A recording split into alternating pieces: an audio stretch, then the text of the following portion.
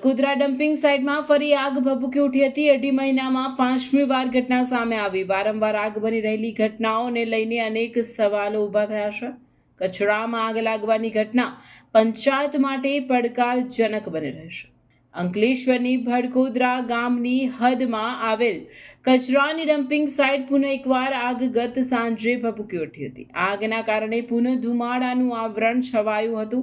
સ્થાનિક રહીશો દ્વારા ડમ્પિંગ સાઇટ નજીક આવેલા સ્ક્રેપ માર્કેટમાં કેટલાક અસામાજિક તત્વો ગેરકાયદેસર રીતે કેમિકલ વેસ્ટ ઠાલવી તેને સળગાવી દેશે। અગાઉ 10 ફેબ્રુઆરી, 23 ફેબ્રુઆરી અને 6 માર્ચની રાત્રિ અને 24 માર્ચના પણ આ જ ડમ્પિંગ સાઇટમાં આગ લાગી હતી।